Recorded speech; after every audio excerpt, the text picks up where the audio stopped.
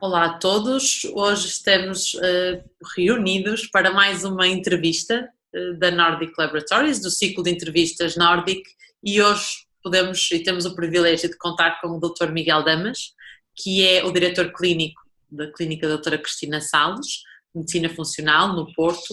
O Dr. Miguel é licenciado pelo ICBAS, em Medicina, tem um conhecimento e um background único nesta área da medicina funcional, tem as formações clássicas do Instituto de Medicina Funcional, mas para além disso, e como costuma dizer, aprendeu maioritariamente à mesa, porque é um privilégio e é filho da doutora Cristina Salles, e portanto que é a grande fundadora e que trouxe para Portugal a medicina funcional, e portanto o doutor Miguel tem aprendido e vem com esta educação e todo este background já de há muitos anos, e hoje pedi-lhe então para falar aqui sobre condições autoimunes, na perspectiva da medicina funcional, e depois aqui algumas outras relações e dentro desta perspectiva de medicina funcional.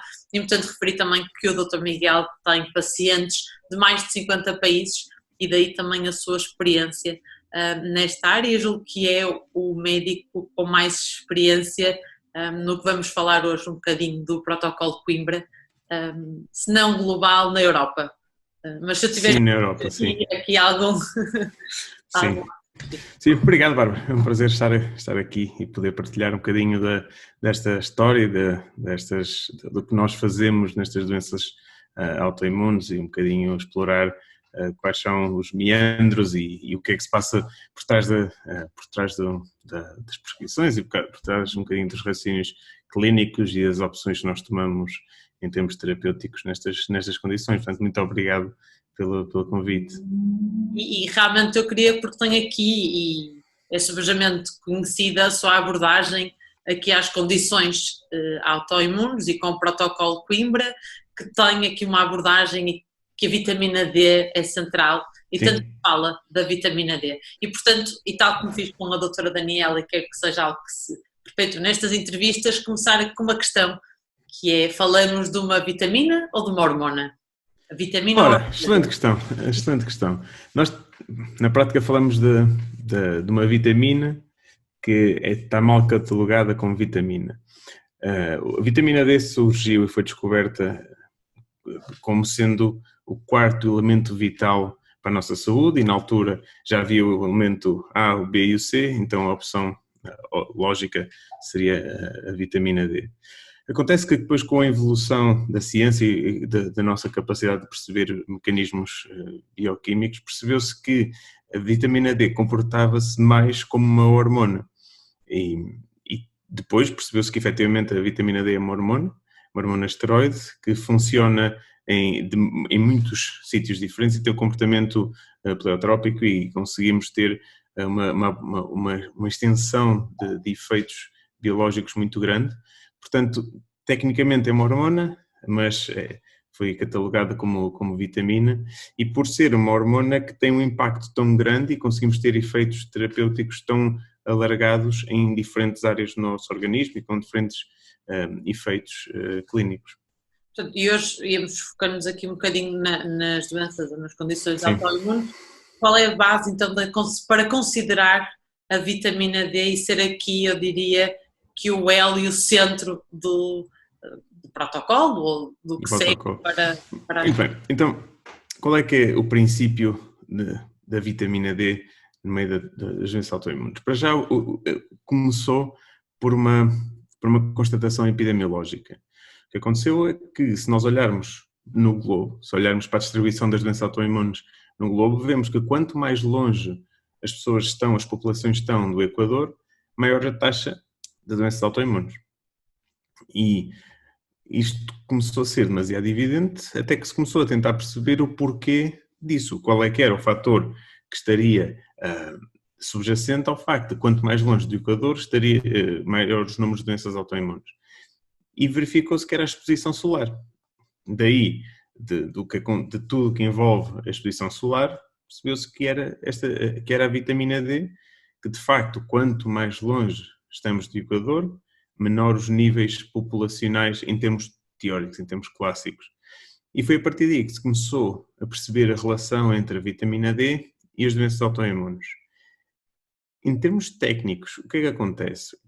Acontece que a vitamina D é fundamental para haver uma correta, não só um correto desenvolvimento e diferenciação das várias doenças, das várias células imunitárias, nomeadamente a TH17 e as células T reguladoras, e tendo em conta que esse desequilíbrio, células T reguladoras, células TH17, é o desequilíbrio fundamental das doenças autoimunes, como a vitamina D consegue otimizar esta diferenciação e fazer com que tenhamos mais células T reguladoras, por definição isso implica menor quantidade de células TH17 e daí menor doenças autoimunes.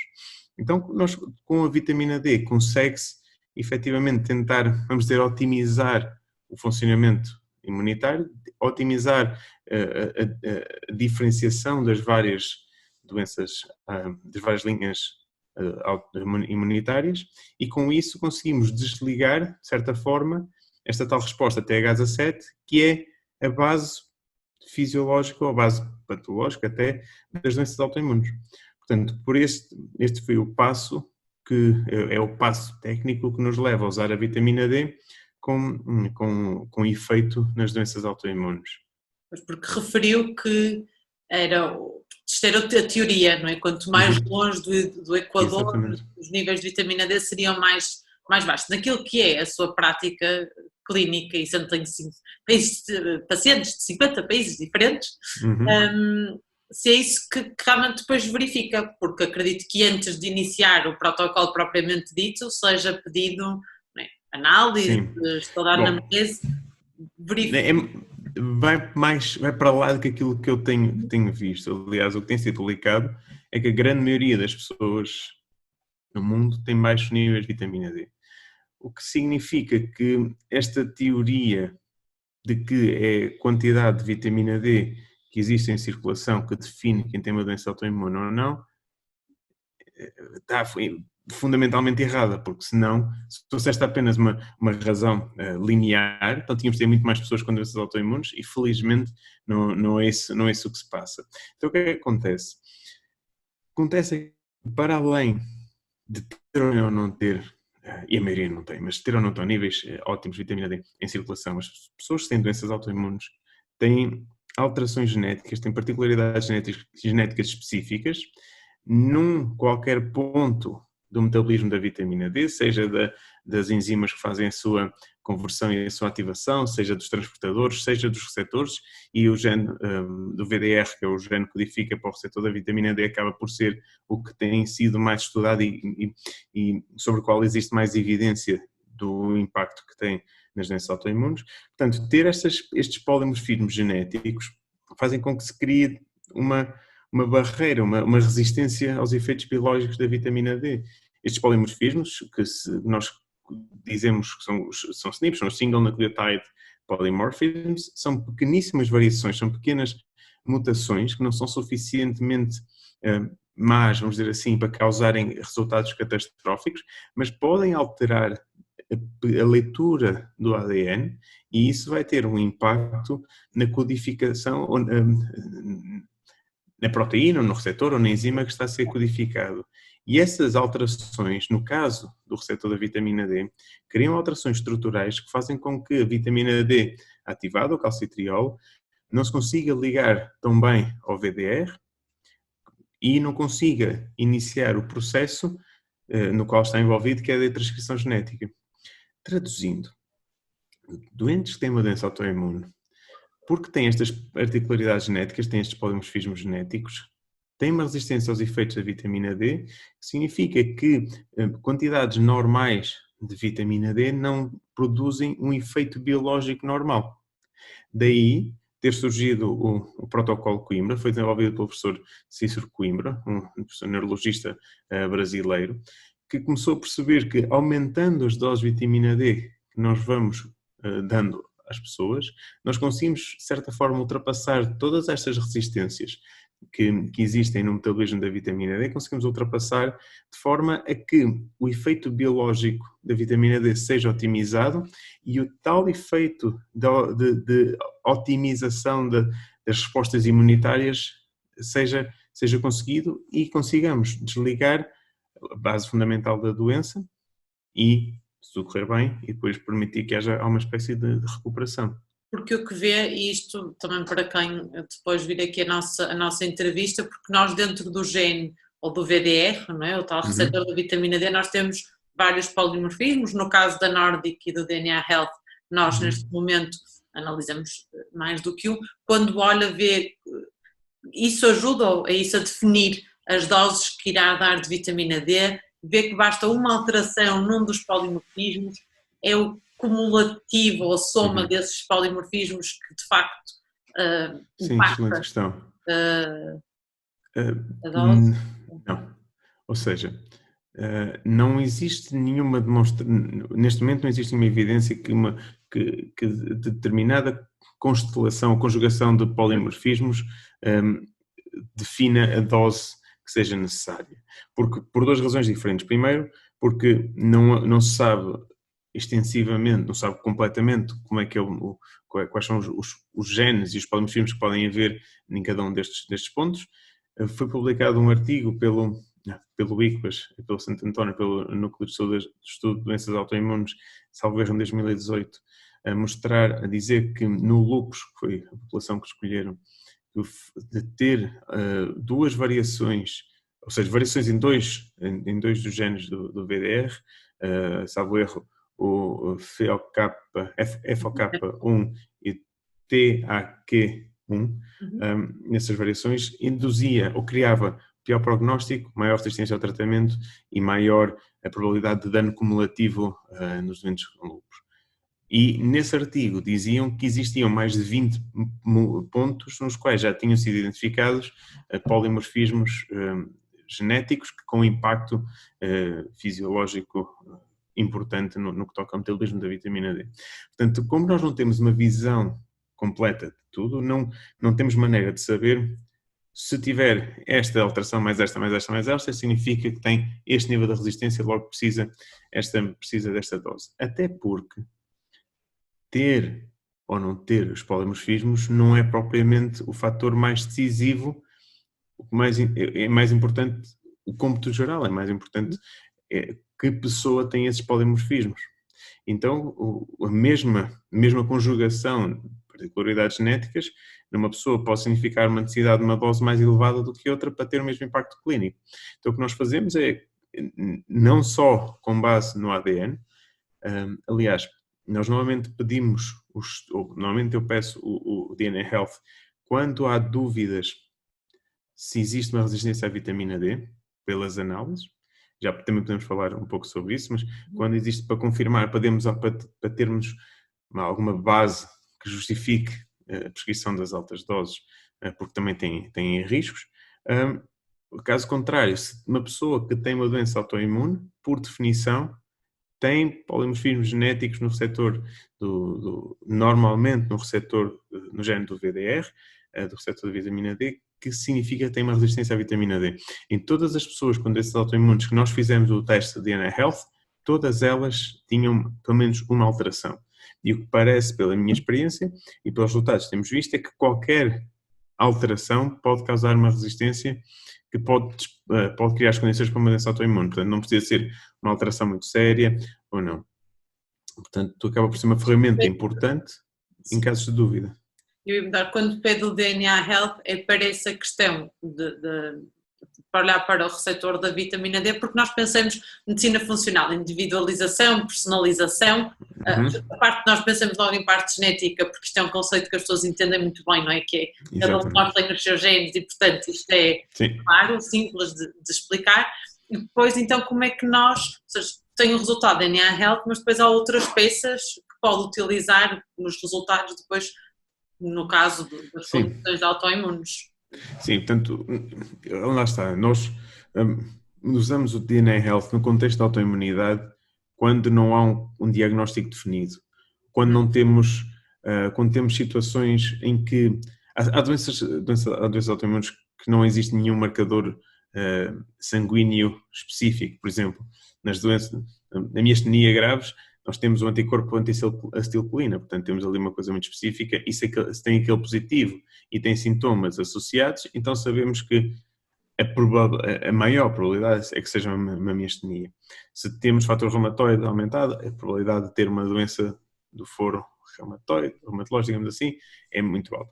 Portanto, nessas temos dados fidedignos a dizer que tem uma doença autoimune, logo não vale a pena estarmos a subcarregar e fazer um teste de DNA, porque acaba por ser muito aí, quando queremos apenas e só personalizar ao máximo mesmo o tipo de vitaminas B, tipo de quantidade de magnésio que pode precisar, depende depois de várias situações.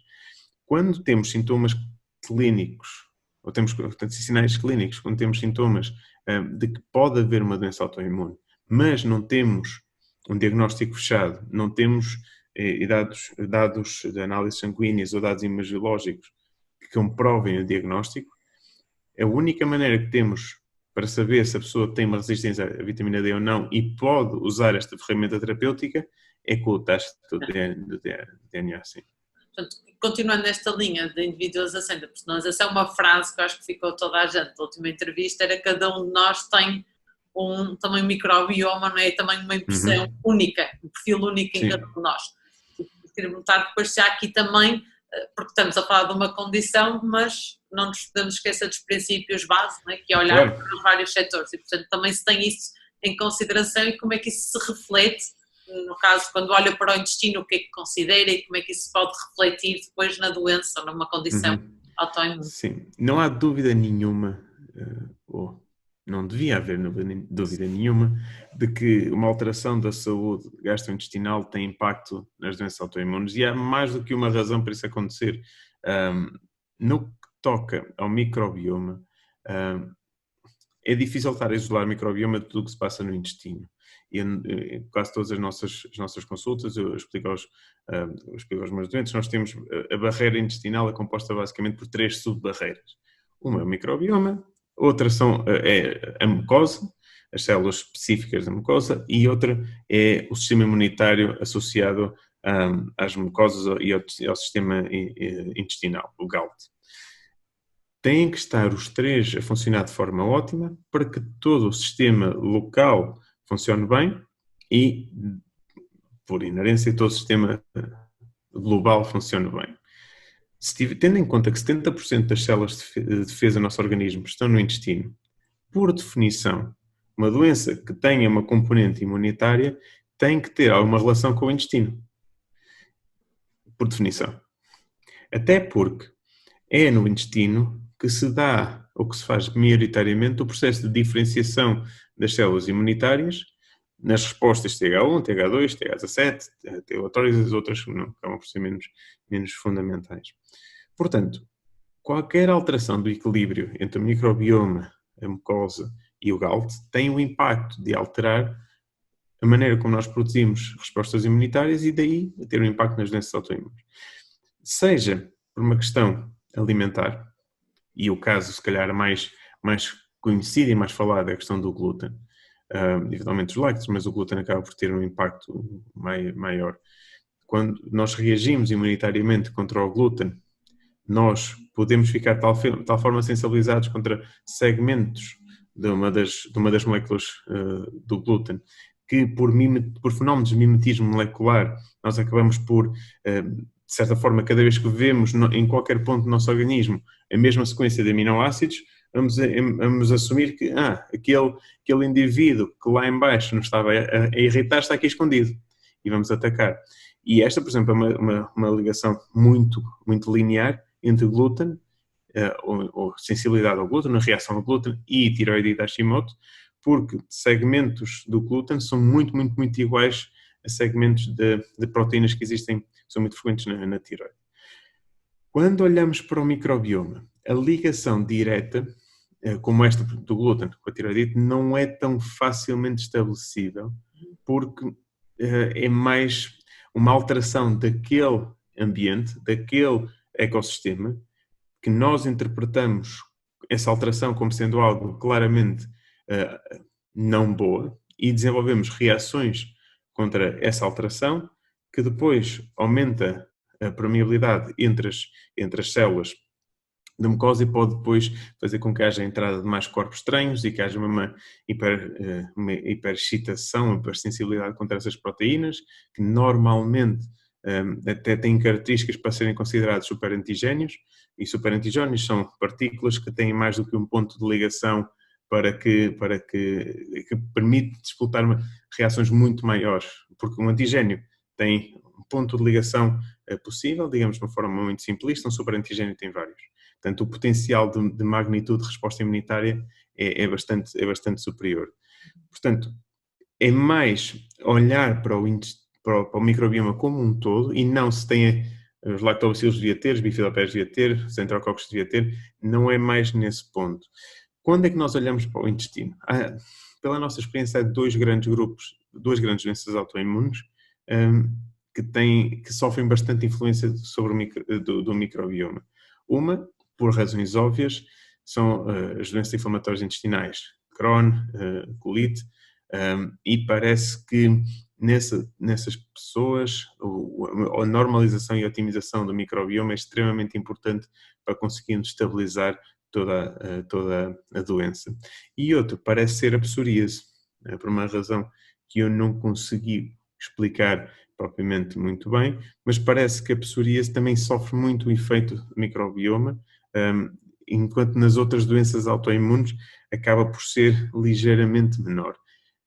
Por conceito, porque se uma pessoa tiver uma alteração muito marcada da flora intestinal e clinicamente tenha sintomas muito marcados gastrointestinais, como diarreia, obstipação, aerocolia, dilatação abdominal, todo esse tipo de alterações, obviamente que, porque são alterações que aumentam a inflamação sistémica, então são alterações que têm o potencial para causar um agravamento dos sintomas de uma forma muito importante, e nesses vale a pena abordar também esse componente para tentar reduzir ao mais possível a componente pró-inflamatória do nosso organismo e permitir que haja uma normalização das respostas imunitárias e com isso que a vitamina D faça mais efeito, tenha um efeito mais eficaz e mais rápido, enquanto otimizamos todo o organismo.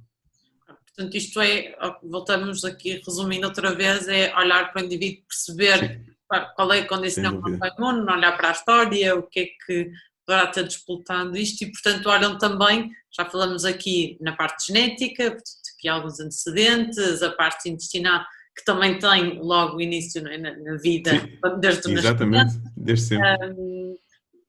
E disso é tão importante essa fase e a amamentação ou não, e depois entramos aqui, como falou do glúten, tocar também nesse ponto, não é? Que olhamos também para a alimentação, do que a alimentação do indivíduo, ou seja, um protocolo Coimbra ou um protocolo para uma condição autoimune não é igual para todos, não é? Portanto varia com base em todas estas variáveis e então temos aqui a componente da alimentação e a minha pergunta era, é igual para todos, ou seja, de raiz poderíamos quase dizer, ok, o glúten, porque percebemos aqui a relação que menciona e depois então se tem o apoio aqui de nutrição, de nutricionista e também porque são nutricionistas que ouvem também estas entrevistas, a importância que têm, não é, em dar apoio a estas condições. Sem dúvida. Deixa-me dividir em duas respostas diferentes. A primeira é pela questão da saúde intestinal. E aí a alimentação é no mínimo metade da resposta. Seja adotando uma dieta mais, no meu conceito, standardizada, e o que é que na minha concepção uma dieta standardizada? É uma dieta que elimina os principais culpados deste pico pró-inflamatório.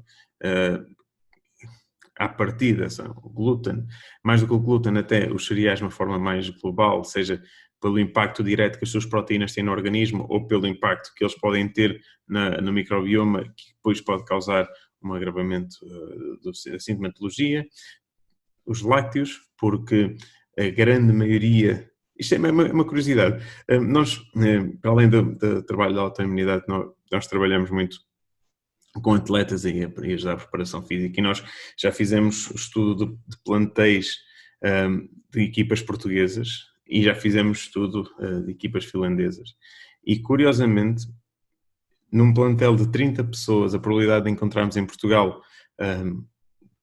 atletas que sejam geneticamente tolerantes à lactose é muito, muito, muito baixa. Normalmente aparece 1 ou 2 atletas em 30 que são geneticamente tolerantes à lactose, enquanto que na Finlândia, do estudo que nós fizemos, apenas 1 é que era intolerante à lactose. Isto tem um impacto muito grande quando se fala em termos de cuidados gerais na população.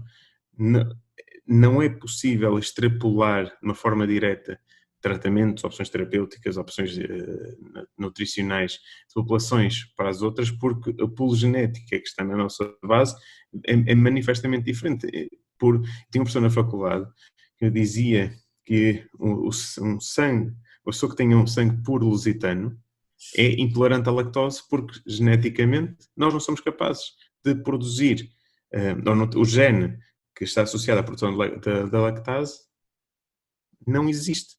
E nós conseguimos manter uma produção de lactase durante mais ou menos tempo enquanto formos expostos permanentemente à lactose, mas chega um momento em que deixamos de conseguir produzir e passamos a ingerir normalmente todos os dias uma proteína ou uma série de proteínas que têm impacto significativo em criar respostas imunitárias.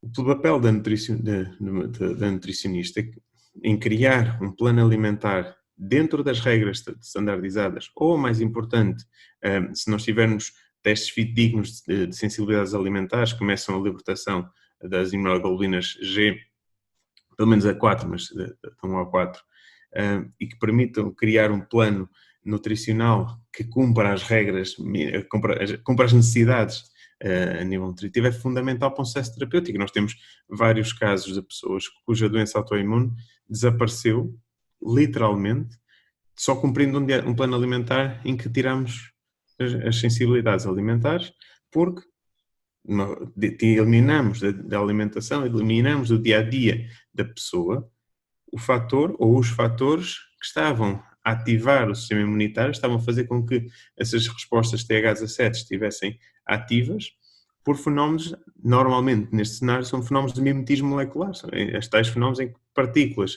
muito iguais têm, que quando despoletam essas reações, sempre nós tivermos partículas semelhantes, vamos reagir da mesma forma. Sim, como disse também aqui esta questão da personalização e que a alimentação tem este impacto direto naquilo que é o nosso microbioma a partir da noite, depois conseguimos exatamente, tudo o resto. No cômputo geral.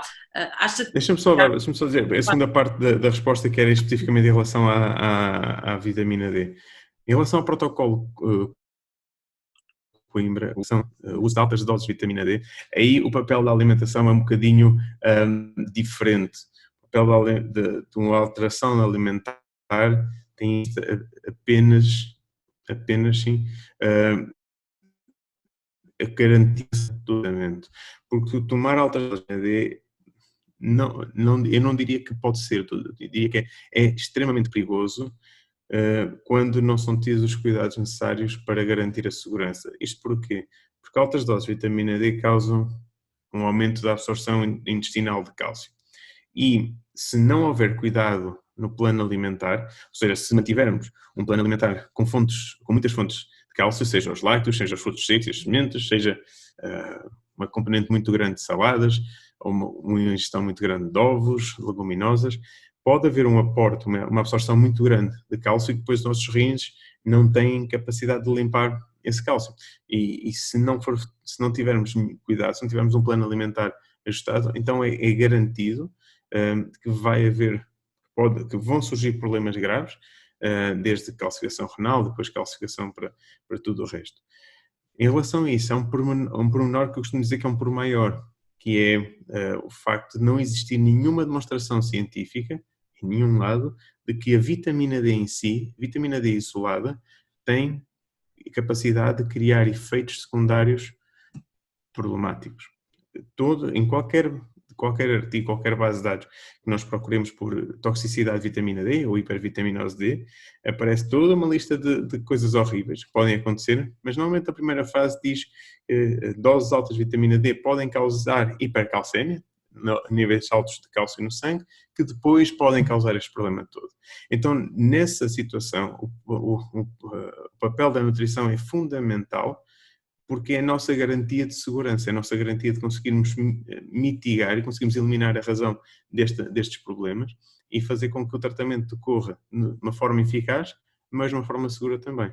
Sim, e aqui pressupõe-se a educação do próprio paciente, Claro. Né? E a consciencialização da alimentação, quais são as fontes de cálcio, porque já estamos muito para lá daquilo que é o comum, ou se calhar até o conhecimento. Sim, sem dúvida. Aliás, e por isso as nossas primeiras consultas, em média, têm bastante mais de 1 hora, porque não só é o tempo que nós precisamos para ouvir quem nos procura e para montarmos o quadro, mas, acima de tudo, para conseguirmos transmitir às pessoas o que nós queremos e o que achamos que é fundamental saberem para o sucesso do seu tratamento. Portanto, aqui em termos de alimentação também já conseguimos perceber que é rigoroso. Sim. Deverá ser, Sim, de forma geral, exatamente. para estes pacientes tenho aqui um criteriosismo ainda maior, porque estamos a falar, já começamos, ok, o impacto tem no microbioma, a exclusão de alguns grupos alimentares, pelas questões que já mencionou, vamos personalizar com o teste de sensibilidades alimentares, se for o caso e se justificar, e portanto surge aqui como é que nós vê quem é que adere a este protocolo não é? De vitamina D, porque quer dizer, nós temos esta e acredito que colegas também sintam isto, quer dizer, falamos comumente de perdas de peso, que têm, eu não sei se eu tenho este feeling, que não deixa de ser um feeling, que é de facto, quando eu tenho uma condição autoimune, que já tenho aqui alguns efeitos secundários ou até efeitos já pesados, se calhar a minha motivação para aderir a este tipo de plano é maior, mas não sei, gostaria que partilhasse um bocadinho. Sim, normalmente o tipo de pessoas que procuram tratamento não convencional, seja paralelo ou não para doenças autoimunes, são normalmente pessoas cujos resultados que tiveram dos tratamentos convencionais não foi o melhor.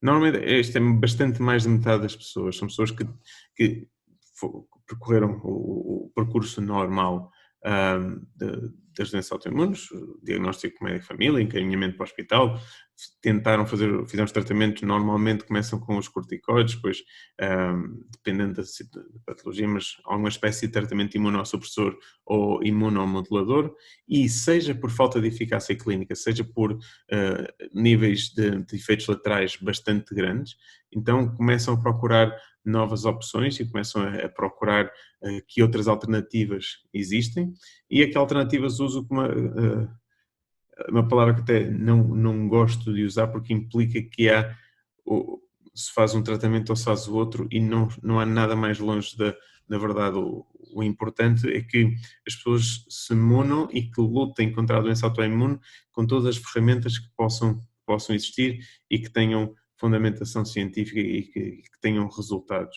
E nós temos centenas de pessoas nessas condições, em que estão a fazer os tratamentos convencionais com resultados variáveis e optam por também fazer paralelamente o tratamento, seja no âmbito mais da medicina funcional, a questão alimentar, que estamos a falar, seja especificamente da vitamina D, porque querem garantir que têm todas as ferramentas ao seu dispor e que têm todas as hipóteses de atingir o resultado que querem. Uma complementaridade, não é? Daquilo sim. Sim, de certa forma. E depois falava aqui de outras variáveis que falamos para outras condições e perceber se isso também é abordado neste tipo de protocolo, que são o sono e o exercício para aqueles, porque depois claro que há condições autoimunes mais incapacitantes ou que já estão numa fase mais incapacitantes, mas de uma forma geral o impacto e aqui como é que isso é abordado também em termos de consulta. Ok. Mais do que o sono e o exercício neste âmbito são ferramentas para atingir um bem maior, que é o melhor estado emocional possível. a grande, grande, grande maioria, e quando digo grande, grande maioria, digo mais de 95% das pessoas que nos procuram, dizem que alguma forma de stress, normalmente stress emocional, é a principal razão para a doença ou se ter despoltado ou se ter agravado. E pode inclusivamente ser eventos emocionalmente carregados, mas de uma forma positiva. Há um número muito grande de pessoas que têm os primeiros surtos de esclerose múltipla, ou as primeiras crises de lúpus, ou as primeiras manchas e lesões de vitíligo ou psoríase, na preparação dos seus casamentos, após os filhos nascerem, em momentos positivamente bons, mas com uma carga emocional, um stress emocional muito, muito grande. Então, e a verdade é que do que parece ter sido, do que tem sido publicado, de certa forma, o stress emocional é a única barreira que nenhum tratamento consegue ultrapassar. Nem os tratamentos convencionais, nem os tratamentos não convencionais. E não se sabe explicitamente dizer porquê. Há alguns papers que mostram que quando nós temos níveis de stress mais aumentados, isso faz com que o número de células T reguladoras diminui e, por definição, isso implica que haja um aumento das células TH17 e daí uma maior intensidade de doenças autoimunes. Pode ser eventualmente porque quando há oscilações dos níveis de cortisol, há umas oscilações também da nossa capacidade imunossupressora normal e que isso pode depois aumentar a probabilidade de surtos. Não há, do meu conhecimento, não consigo dizer explicitamente porquê. O sono. Isso é interessante. Às vezes as pessoas dizem, não é? O stress, mas isso é um stress bom ou é um stress positivo. Sim. Não deixa de ser stress, não é? Não deixa de ser stress. Essa carga. E sim. O único stress que... Há um nível de stress positivo profissional que não parece afetar. E o exemplo que eu costumo dar são os advogados quando estão dentro de uma sala de audiências. É extremamente estressante, mas normalmente é um ambiente que lhes dá vida. Então isso acaba por ser um tipo de pessoas que não parece ser muito afetado por esse tipo de stress. Mas fora isso, portanto, todas as ferramentas que nós tínhamos para controlar o nível de stress devem ser usadas. E estamos a falar especificamente também da curva de cortisol, do ritmo circadiano, e daí o sono ser absolutamente fundamental. Nós tentamos o máximo munir-nos de todas as ferramentas que possamos ter para melhorar a qualidade do sono. Seja desde, vamos chamar, uma higiene do sono, e preparamos uma rotina noturna com a evicção da exposição à luz azul, ou usar óculos específicos bloqueadores da luz azul, seja com suplementação que parece ter um impacto no sono, como o magnésio, a tinina, o GABA, a glicina, todos esses que têm efeitos demonstrados na qualidade do sono, porque é um fator muito importante. Se nós conseguimos dormir bem, todo o nosso nível anímico, o nosso estado emocional fica melhor. Em relação ao exercício, aqui há um problema associado, é que muitas doenças autoimunes têm uma complicação, que causam limitações do exercício, mas dificilmente, a grande maioria das pessoas que têm uma doença autoimune não são totalmente limitadas. Mesmo, por exemplo, doentes com esclerose múltipla podem ter toda uma série de limitações diferentes, níveis de limitação diferentes, mas há sempre um nível de exercício, sempre não, mas na maioria das vezes há um nível de exercício que pode ser feito. E eu costumo dizer aos nossos estudantes é que é melhor fazer 1000 vezes 1 metro do que uma vez 1000 metros. No sentido de tentar passar a ideia de que é mais importante fazermos várias vezes exercício sem chegar à exaustão, porque o exercício a mais é pró-inflamatório. Basta ver as pessoas que fazem maratonas ou meias maratonas e perceber que a maioria delas não tem um ar saudável quando está a acabar essas provas, tem um ar extremamente exausto, e porque isso significa que há um pico muito grande inflamatório também. Portanto, o melhor exercício é aquele que se consegue fazer, e quanto mais vezes for feito antes de chegar à exaustão, melhor. Então nós abordamos estas duas componentes nas consultas, o controle do stress emocional, as estratégias normais meditação ou eventualmente psicoterapia, se for o caso disso, e também o exercício dirigido e adaptado à condição física de cada pessoa. E em termos de resultados, algum ou específico ou que queira salientar, ou de uma forma geral, não é? Temos esta adesão, já temos aqui quem é que procura, quem é que adere mais a este tipo de protocolos e depois tanto de facto esses... O fator de melhor prognóstico é, bom, há aqui vários níveis, portanto, tecnicamente o fator de melhor prognóstico é quão cedo o tratamento é iniciado face ao início da doença. E isso parece ser o fator que determina quem consegue recuperar ou não. Depois, outro fator extremamente importante é a força anímica de cada um. E quando uma pessoa parte para a batalha já derrotada, a probabilidade de ganhar é muito baixa.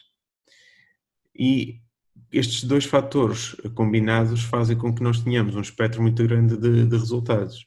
A grande maioria dos nossos doentes tem alguma melhoria clínica, seja dos sintomas mais inespecíficos associados às doenças autoimunes, como a fadiga e a intolerância ao calor, seja depois sintomas mais específicos associados a cada doença específica. Temos casos muito exuberantes, temos casos muito, muito fantásticos de pessoas que recuperaram a visão, pessoas que recuperaram a marcha, pessoas que as manchas de vitíligo reverteram consideravelmente, não são a norma, apesar da norma, ou mais do que a norma, ser uma melhoria clínica. O importante é perceber das pessoas terem expectativas certas. Uma doença com 20 anos de ataque constante ao organismo, literalmente, não faz sentido estar à espera que em 6 meses ou em 12 meses haja uma regressão completa.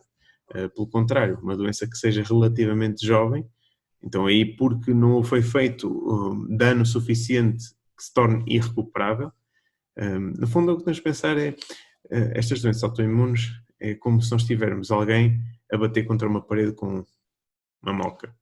E se nós conseguirmos interromper cedo esse bater constante, o dano que foi feito na parede pode ser pequeno e pode ser facilmente recuperável e podemos chegar a uma situação em que depois de recuperar nem se nota que houve lá este evento. Se nós tentamos interromper numa altura em que a parede já tem um buraco, por muito que nós consigamos parar a moca, a parede vai continuar a estar danificada. Então é um bocado aqui, os resultados podem ser bons, variando de pessoa para pessoa, não é possível prever especificamente qual vai ser a evolução, embora nós saibamos que a grande maioria dos nossos doentes acaba por ter uma melhoria clínica dos sintomas. E estes protocolos, a durabilidade deles, ou seja, vamos supor, ok, eu já tive aqui, segui o protocolo, benefícios, mas no fundo são estratégias ou alterações para a vida? Nem. Então, o que é que acontece? No caso específico do protocolo Coimbra, o nosso objetivo é, de certa forma, aldrabar o sistema de modo a conseguirmos ultrapassar os polimorfismos genéticos que existem. Ora, do que se sabe, ou até ver, não é possível mudar os nossos genes. Porque isso significa que, em teoria, as resistências que existem vão continuar a existir. Logo, em teoria, vai sempre ser necessário fazermos algo para ultrapassar essas resistências. Dito isto, a verdade é que nós temos visto em casos específicos que tem sido possível interromper o tratamento ou reduzir as doses de vitamina D sem que isso se esteja a traduzir num agravamento clínico. Portanto, parece que há uma maneira de o organismo se conseguir autorregular ao fim de algum tempo no tratamento. Estamos a falar de pessoas, no nosso caso temos 3 pessoas que conseguimos baixar vitamina D no último ano, ainda é demasiado cedo para dizer o que é que vai acontecer, mas parece que todas elas já estavam há mais de 5 anos a fazer tratamento, portanto acaba por ser aqui uma questão de, em teoria não é possível suspender, mas pode ser possível. No entanto, deixam sempre pessoas que passam por este período adotam sempre permanentemente estilos de vida mais saudáveis. E então acabam por ser mudanças que ficam muito mais para a vida do que se não tiverem feito este processo. Começando a sentir-se melhor, não é? E quando começamos a obter os Exatamente. benefícios das escolhas melhores que começamos a fazer, acho que é inevitável. Uhum. Como falamos aqui da vitamina D e desta questão populacional, eu diria que quase para rematar, para outras pessoas não, possam ter ou não uma condição autoimune, e dado também hoje o nosso estarmos fechados, não é? Nas condições em que estamos, Sim. E com pouca exposição à vitamina D, acha que pode ter isto também, toda esta circunstância, influência Sim, sem dúvida. no que Sem está a dúvida. acontecer? E Sim, o sim. que acha das pessoas, porque é um bocadinho arriscado, não é? Dizemos recomendar, e sobretudo recomendar Certo. doses e Sim. suplementos, sabemos que não devemos fazer, mas a questão também é esta, quando nós olhamos Uhum. depois para as guidelines e para as recomendações, são baixas, não é? Ou Certo. Exato. insuficientes para a Há população. aqui a diferenciação do que têm sido as recomendações, ou que são as recomendações clássicas das doses diárias recomendadas de vitamina D versus o que foi definido como as doses seguras de vitamina D. Uhum. A dose que foi definida pelas autoridades europeias, nomeadamente pela European Food Safety Authority, para qualquer adulto que pese mais de 50 kg, são 10 mil unidades por dia, 10 mil unidades internacionais de vitamina D por dia. E isso é o que qualquer adulto deve tomar, particularmente em períodos que não consegue estar exposto ao sol. Da nossa experiência, devo ter prescrito essa dose, eu diria, 2 mil pessoas, e lembro de um caso de um senhor que teve doses demasiado altas de vitamina D, embora não tenha nenhum problema, mas foi o único caso em que 10 mil unidades de vitamina D foi suficiente para fazer com que a pessoa ultrapassasse os níveis sanguíneos máximos como tidos seguros. Por ser essa a recomendação, por ser esse dado que foi publicado em 2012, que é o mais parecido com o que possa ser considerado, o que é que uma pessoa pode tomar de forma segura, é isso que eu recomendo a qualquer pessoa. Não são as altas doses de tratamento, são as doses consideradas seguras pelas autoridades europeias. São muito acima das doses diárias recomendadas, e há um argumento que eu não consigo reproduzir, mas há um argumento matemático que já foi publicado em 2 artigos diferentes, 2 ou 3 anos, a mostrar que o cálculo da dose diária e por esse modelo matemático seria bastante superior. Isso é facilmente verdade.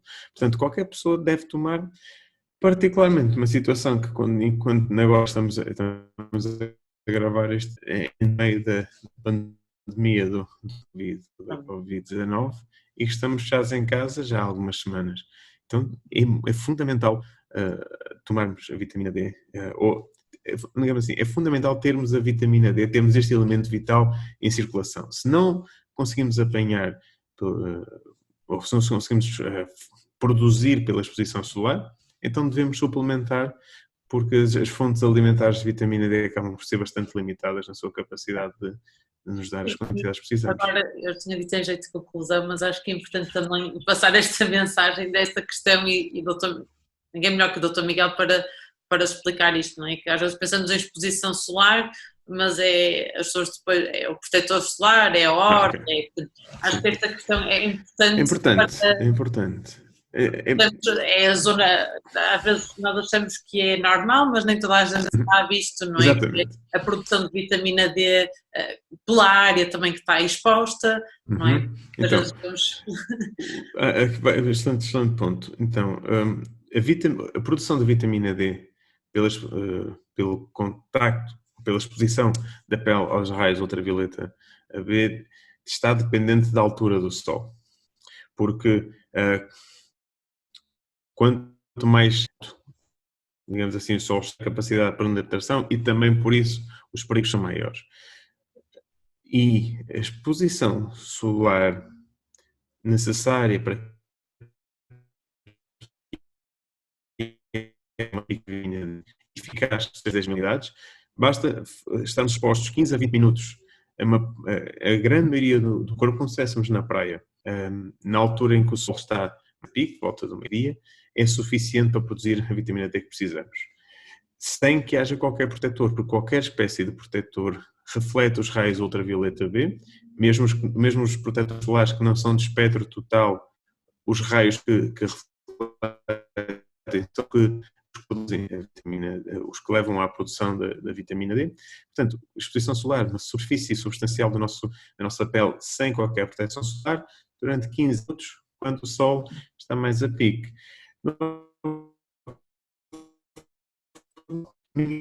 Não devemos apanhar sol meio-dia e quarto, vamos dizer assim, entre meio-dia e as 4. Mas também, fora desse período, não há razão muito grande para pôr o protetor solar. Então acaba por ser, temos que ter os cuidados normais. Se quisermos apenas, de facto, fazer a suplementação ou garantir que temos a vitamina D, é apanhar sol entre 15 a 20 minutos quando volta do dia e isso é isso. Sim, perdi aqui um bocadinho a ligação. Acho que por mim eu estou esclarecida. Não sei se tem alguma coisa que queira acrescentar ou... Não. Ok. Sim, estás-me a ouvir? Estamos. Estou.